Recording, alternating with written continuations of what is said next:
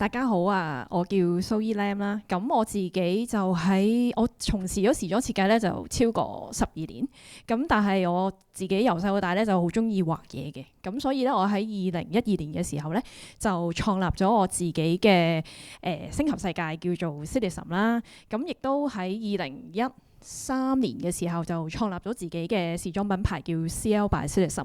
咁我自己好中意畫嘢啦，咁你見到我嘅風格都係比較啲顏色好鮮豔為主啦。係啦，呢個都係我自己少少嘅簡介啦。咁大家有興趣都可以喺Instagram 或者喺Facebook 度揾到我嘅作品咁樣。咁係啦，咁我呢個係我自己嘅中英 profile 啦。咁呢個都係我自己嘅時裝品牌。咁我自己就點解會用 Citizen 呢個字呢？就係因為我叫蘇伊 Lam 啦。咁我就攞咗我自己嘅2set加個 L，跟住再加個 ISM 去自己做咗我自己嘅星球世界個名咁樣。咁因為我自己好中意畫嘢啦，咁我今次個 topic 其實係一個藝術嘅延伸啦。咁我就想講下點解我會用一個我自己本身一個時裝設計師去慢慢演變咗，可能喺香港會做好多唔同嘅媒介嘅分享咯。咁我嘅時裝設計其實都比較玩味啲嘅，咁以中性為主啦。咁可能我自己嘅品牌嘅風格就係想我係試一啲我未試過嘅嘢，因為如果我平時可能自己本身都做咗12年時裝設計啦，咁覺得好多嘢都會想試一啲新嘅玩味啲嘅，咁所以我就試下今次喺我自己嘅品牌度去做啦咁樣。咁你見到其實點解我會覺得藝術會可以同時裝連結呢？咁你見到啲圖案其實我都係我自己都係畫畫嘅作品嚟嘅，再放落自己嘅時裝嗰度。咁講少少我自己嘅 profile 啦，咁我係2012年嘅時候開始我自己嗰個星球世界，咁就開始做第一個展覽喺香港，咁好感恩啦，咁被看見之後呢，咁我就喺台灣就慢慢被邀請去做唔同嘅展覽咁樣，咁我就開始一路畫畫，一路去繼續我自己嘅時裝品牌咁樣。咁去到有啲唔同嘅畫廊啦，或者去到一啲唔同嘅例如成品啊各樣地方去展覽，同埋去咗一啲比較大型嘅 art fair 咁樣。咁去到我2014年嘅時候呢，其實我就開始慢慢接觸到壁畫，咁我哋叫 mural 啦。咁香港其實慢慢都好多人會接受到，其實好多香港會見到好多外牆嘅壁畫。咁我就開始慢慢就涉獵到呢一個嘅媒體啦。咁所以其實對我嚟講，藝術就係唔淨止係一個衫上邊嘅一個展示啦。咁亦都可以慢慢由一啲立體再伸延到一啲平面上邊啦。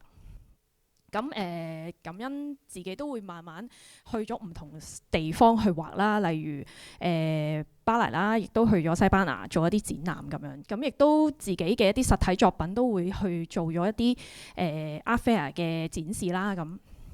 咁同時間都會想喺一次偶然機會底下，2013年嘅時候就做咗一個海港城嘅展覽，但係就嗰陣時就開始覺得，咦，原來做藝術都可以回饋做社會呢樣嘢嘅。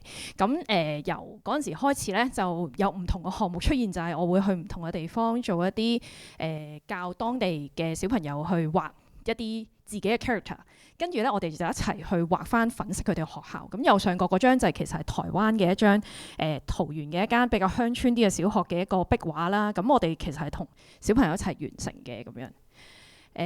都會做一啲唔同嘅活動嘅，即係例如藝術其實係可以係伸展到唔同嘅範疇。咁呢一個就係我之前同有一啲唔同嘅品牌去做一啲合作啦。咁會幫佢哋畫一啲壁畫，然之後可能係一啲產品上嘅一啲少少嘅聯成啊咁樣。咁呢個就係對2023年喺 IFC 對開嘅一個地方去做咗一個比較大型嘅一個作品展示啦。咁係比較長，即係比較算係一個大型嘅，都差唔多成100米咁嘅狀態。咁係設計咗香港唔同嘅特色嘅建築物啦，同埋係展示翻嗰次項目嘅一個地標Site 3嘅展示啦。咁可能我嘅風格會比較即係鮮豔啲啦，咁啲人會比較即係 eye catching 啲。除咗做頭先即係可能呢個就係喺馬灣嚟嘅，啱啱上年唔係今年年頭完成嘅，咁係一個新嘅項目啦。咁個地方就係放翻好多嘅唔同嘅藝術家去做一個外牆嘅粉飾啦。咁除咗香港之外呢，咁亦都有唔同國家嘅。咁有法國啊，有國內啊嘅 artist 都會喺嗰度畫畫咯。呢個嘅外牆呢，就係喺銅鑼灣嗰度嚟嘅。咁呢一個就係其實比較大型嘅作品，亦都係比較難做啦。因為其實始終點樣由藝術可能由平面去到一個，即係平時我哋畫嗰個可能畫一張圖可能係 A3 size 或者 A1 size， 咁點樣可以去到個 scale 可以去到可能4-5層樓或者甚至乎7層樓高呢？咁呢個係真係一個空間嘅即係。我哋叫做點講呢？放大啦。咁我分享少少點樣去做呢樣嘢啦。咁其實呢，當其時呢都係用竹棚去做嘅，即係我係爬竹棚去做呢個作品啦。咁我點樣去做呢？就係通常我哋會有一啲尺寸，即係個 scale 嘅計算。咁我就可能以100米乘100米。咁呢100米乘100米裏邊呢，有啲咩嘅圖案出現呢？咁我就會做一個定位啦。咁呢個作品都比較難做，其實超過30隻顏色嘅，咁所以喺做嘅時候都花咗大約1個月多啲嘅時間去完成嘅。咁呢個喺銅鑼灣利舞台對面嗰個禮頓停車場嗰度。藝術嘅延伸，我覺得可以係唔淨止係一個比較大型嘅空間啦，即係比較大型嘅作品啦。因為對我嚟講，睇一啲大型嘅作品同埋你掛牆嘅作品呢，又係兩個感覺嚟嘅。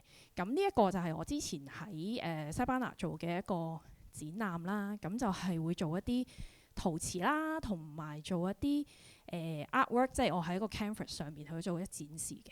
咁對我嚟講，其實藝術就係一種可以表達自己想法同埋表達自己風格嘅一個媒體啦。咁所以除咗由衫去到一個平面，再去到一個陶瓷，其實對我嚟講都係唔同嘅媒介咯。係啦，呢個就係之前喺NSB 做過嘅一個展覽。咁當其時都有做一啲聯成啦，同埋都有做一啲立體嘅作品展示嘅。對我嚟講，其實除咗畫一啲外牆，其實佢嘅伸延嘅角度其實都好廣。佢可以去到一個鋼琴啦。咁呢個就係之前同機場做過一個鋼琴嘅一個繪畫，將呢個香港唔同嘅各有特色嘅嘢咧，就畫咗落去咧。有電車啦，你見到有天星小輪啦，有機場啦，有和昌大押灣仔個和昌大押咁樣，咁仲有凌霄閣。係啦，呢個就係另外喺科學園裏邊嘅一個murals 嘅展示啦。咁我覺得其實喺藝術嘅延伸上面咧，其實都可以伸延到一啲唔同嘅家具上面咯。對我嚟講，咁而家我都今年都開始咗做一啲唔同嘅 furniture design 啦，即係將我啲做公仔嘅造型去做咗唔同類型嘅家私出嚟。咁我覺得其實對我嚟講，佢係一個圖像或者想你表達之外呢，其實都可以將佢放喺唔同嘅媒體上高去展示咯。呢個都係我自己嘅即係 live painting 嚟嘅。對我嚟講，呢個就係鐵閘。呢個喺樹仁大學嗰個喺呢個大學嗰度係啦，做一個佢哋嗰個週年嘅一個 mural 啦。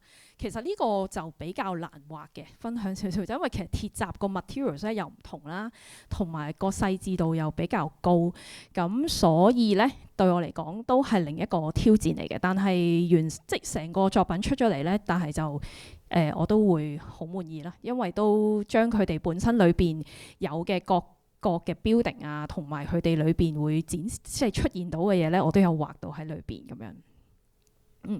咁呢個就係另外同一個商業嘅 Foot Locker 啦嘅一個聯成啦。咁我就將佢哋裏邊嘅一啲想表達嘅一嘅旺角啊、香港嘅元素都放咗喺裏邊。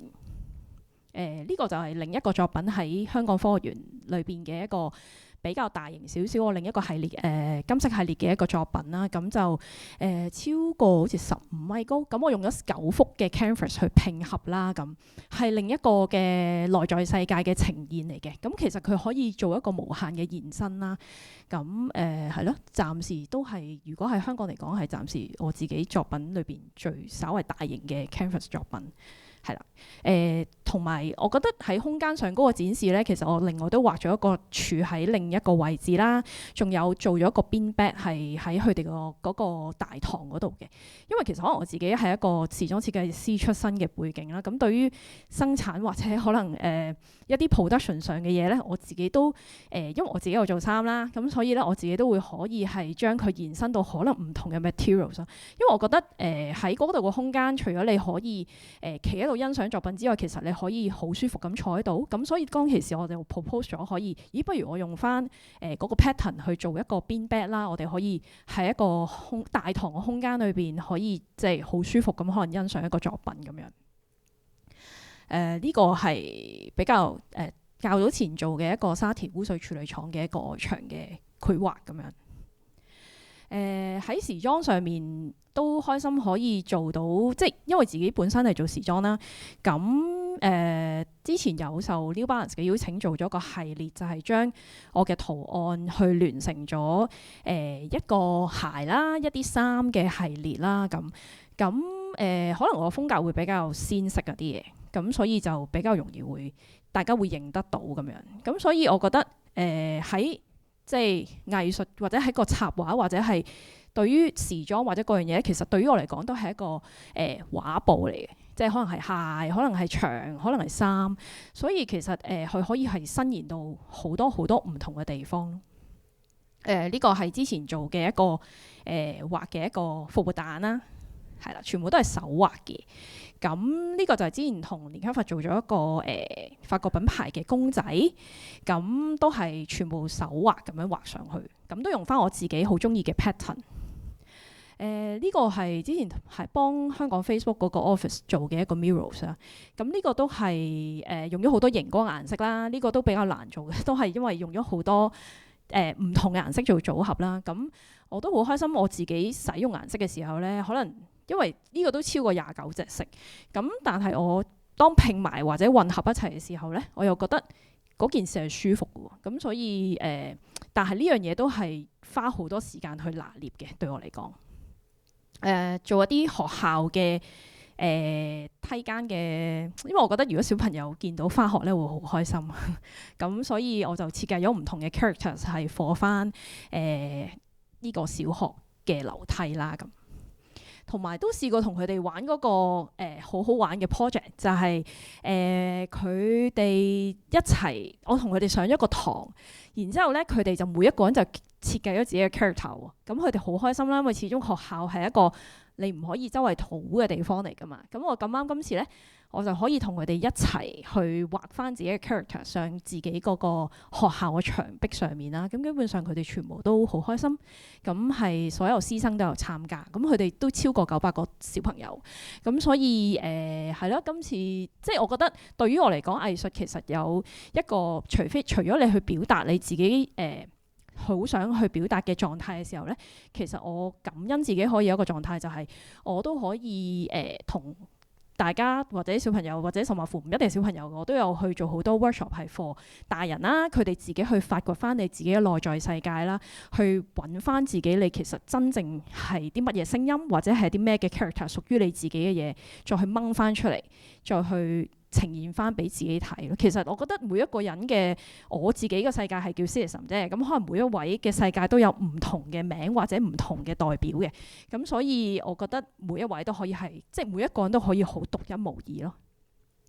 咁呢個之前就係喺香港做嘅一個都係畫作嘅展覽啦。咁我都會做一啲立體嘅畫作，即係右上角嗰個係一個木雕嘅狀態嚟嘅。咁但係我就用嗰啲好鮮嘅顏色去做一個拼合咯。呢個就係之前頭先有睇過嘅公仔展覽啦。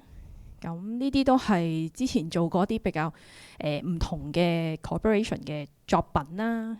左下角嗰個就係頭先我有提及過話，同啲台灣嘅小朋友一齊完成過嘅一個作品嚟嘅，係咁遊客局嗰個係一個原本咧分享少少係一個都係喺台灣嘅一個遊樂設施嚟嘅。咁我就同佢哋一齊喺度遊翻呢個大笨象啦。咁未遊之前咧係一個灰蒙蒙嘅狀態嚟嘅。咁佢咧啲小朋友都唔係好上呢個滑梯㗎啦，其實已經。但係我哋遊完之後咧，佢哋就好開心，其實真係都去翻呢個遊樂場度玩咯，咁樣。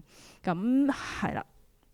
呢個提及翻少少就係之前我2014年嘅時候就開始咗我自己嘅時裝品牌啦。咁好感恩有受到一個Berlin 嘅邀請啦，我就帶咗我自己嘅品牌去咗嗰邊行 show，咁都行咗3年咁樣嘅。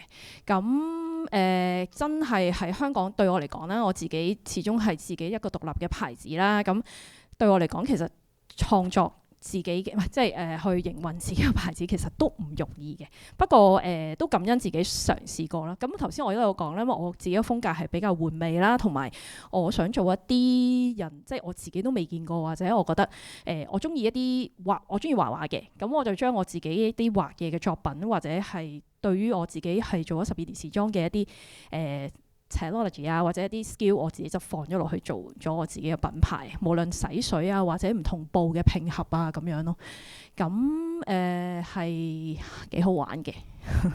咁亦都有試過受唔同嘅邀請啦。之前去咗 Madrid 嗰度都有一個嘅，即係做咗啲比較特別少少，因為佢哋嗰陣時係想做一啲熒光或者係係啦狀態。好，咁我就差唔多啦，因為都講得太耐，唔好意思啊。